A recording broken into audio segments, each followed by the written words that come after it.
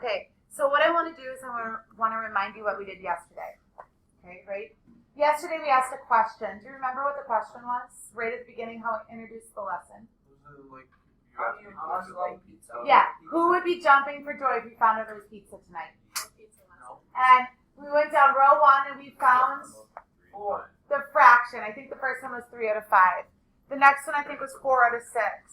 The next one I think was 3 out of 6 or 5 out of 6. I don't remember. 5 out of 7. Okay, so on and so forth.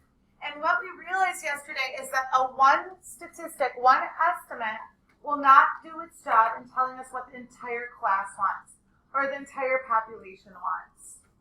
It doesn't make sense for statisticians to go down the road, like keep asking samples over and over. It takes too much time. It costs way too much money. So they only take one sample. So for example, I could take row 1 and I could get an estimate for what I think it is. And then I build a margin of error. And why do we build this margin of error? We build this margin of error to get something called a confidence interval.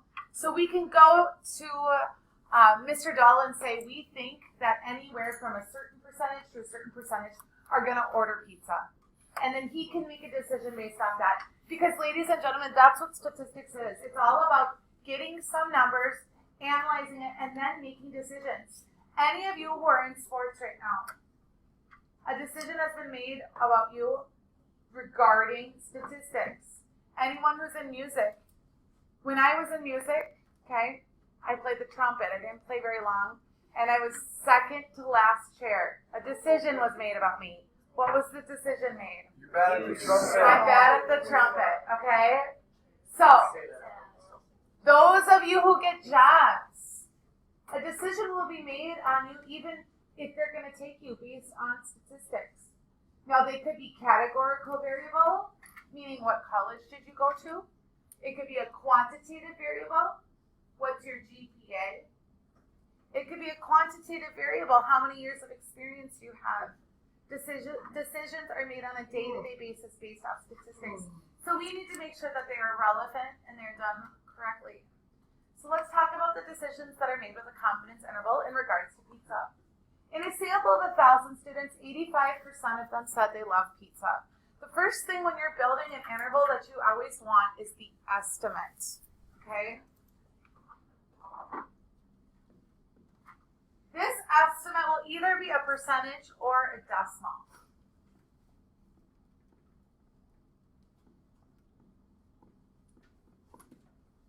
In AP Stats, we stick with just decimals. So in AP Stats, if you were reading this problem, you'd see 0.85.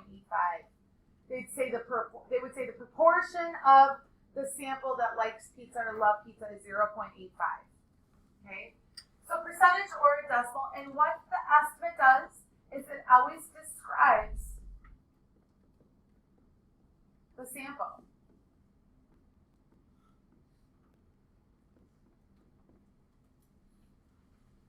So we have an estimate already in this problem. What is our estimate? 85. Yeah, 85%. And what is 85% describing? How many people love pizza? Yeah, the sample. So that's really the next thing after your estimate that you want to look at is what is your sample size? And remember, our sample size is equal to n.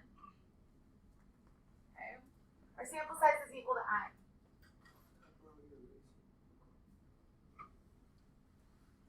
So we get our estimate, we get our sample size. The next thing that we want to do is we want to figure out our margin of error because we know, based off yesterday when I asked us by the rows, that if I asked 1,000 different people, would it be 85%? It could be or it couldn't because statistics vary. Okay. And so what I want to do is I want to find my margin of error now. So I'm going to write over here, I have my estimate. My estimate is equal to 85%. That describes the sample. My sample size is n. N is equal to 1,000. My margin of error, what was my formula we learned yesterday for margin of error? 1 divided by the what? Square root of n, and it's plus or minus. Okay, so now I'm going to take 1 plus or minus 1 over the square root of 1,000. Someone compute that for me. What do we get?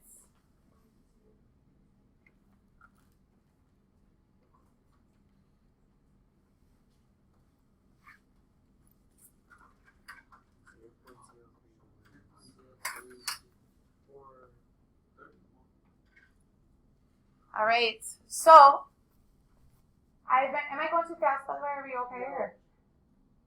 Too fast, yes or no? We're okay. A little bit? Okay.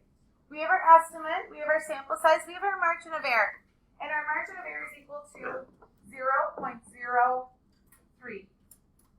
And now, because I started in percentages, that's what the problem gave me. What do I need to do with that margin of error?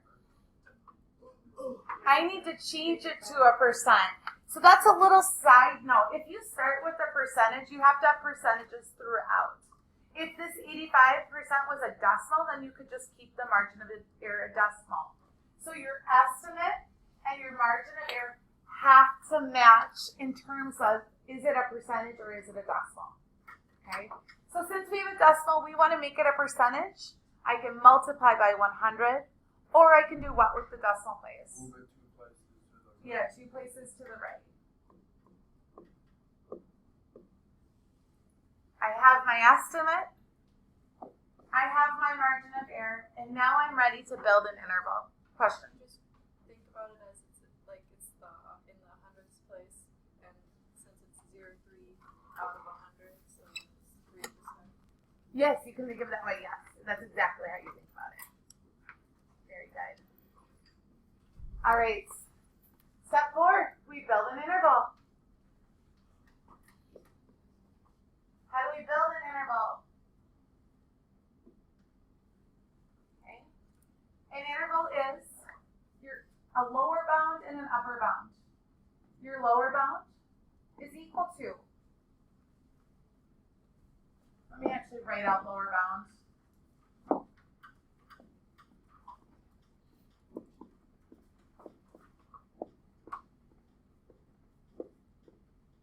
Okay, is your estimate minus your margin of error.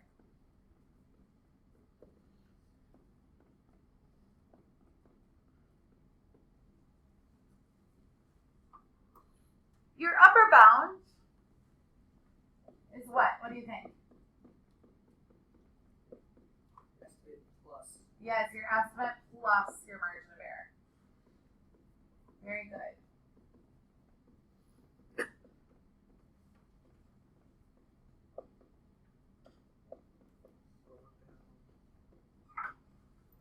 In your statistics work, you will see the interval is your estimate plus or minus the margin of error.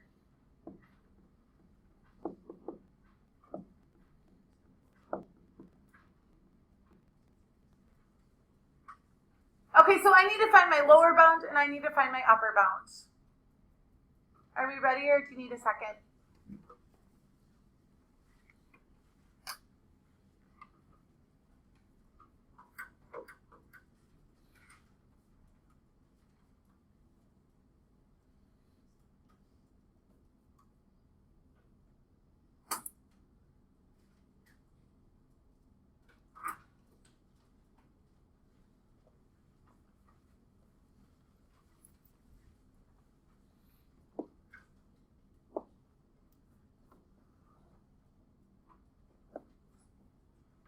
Okay, so let's find our lower bound. Our lower bound is our estimate, 85% minus 3%, which gives us 82%.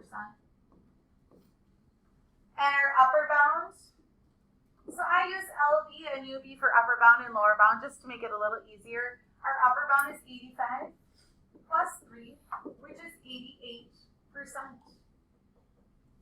And oftentimes we write our interval as 82%,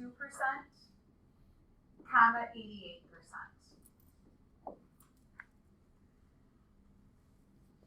And so we would go to Mr. Dell and we'd say, we are 95% confident. What does that 95% mean? It means every single time I do this, like I got row 1, row 2, row 3, row 4, I may get a different estimate.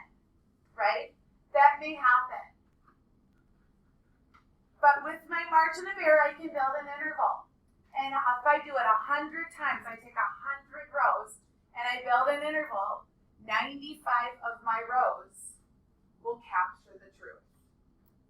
The actual truth. We will never necessarily know the truth. We may never know how many people actually love pizza. But we can be 95% certain the truth is in here somewhere. So now Mr. Dell can trust these results and say, well, on the upper hand, I could have 88% of people really liking pizza. I better order this much. Okay? I better order this much. Or he could say, oh shoot, I only ordered 75%, which is over here. Which means I better what? Order more. Or he could say, oh wait, I already ordered 95%. And he's going to say, I what?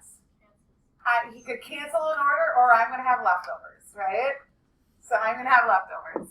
So that's the purpose of a confidence interval in terms of like kind of helping you relate to it. When we get into AP stats, we get into decisions about, does a drug for anxiety work, okay? Or should we open a business based off a confidence interval? All right, next question. This is just a little bit different. I'm going to pause it and let you write it down. They don't give you an estimate. So what do you notice here? You don't see a what? A percentage or a decimal. So what do you have? What's the first step? Use Fraction. Yeah, find your estimate. Find the decimal, okay? We know 1,600 of them. Who is the them? The students, the 2,500 students. So step one, find the estimate. Then I'm just using proportions though. Let me address that in a second. Okay. So when you say proportions, what do you mean? Like you do the 1,600 over 2,500 equals X over 100. Exactly. So that's what we're doing. We're trying to find that proportion or that decimal. So you can just define the estimate. You just have to take the part of the sample over the total sample. So what is the part? 2,500 or 1,600? 1,600. 1,600. So my estimate is 1,600 over 2,500. And what do we get as a decimal, guys? 0.64. And let's leave it as a decimal this time. Step two, we say what's our n, and we know our n. Just we want to kind of slow our brain down. Our n is equal to 2,500.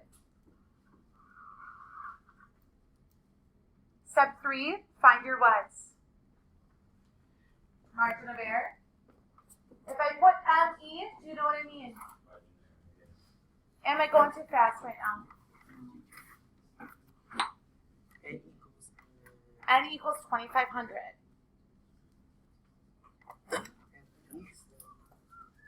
Your margin of error is your ME1 over the square root of 2,500. Can someone tell me what that's equal to?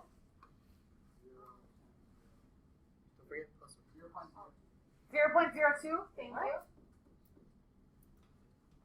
Let's double check. Someone else? We got 0.02? Yep.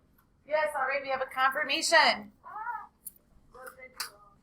Our margin of error is 0.02. Can I leave it as a decimal? Yes, I can. So, do I need to even show my work for this next step? If you can do it easily in your head, that's not a problem for me. You just say, no, I need my lower bound, LB, comma, I need my upper bound. I'm not going to rewrite those notes down. We already have them. My lower bound will be my estimate minus my margin of error. 0.64 minus 0.02 gives us what?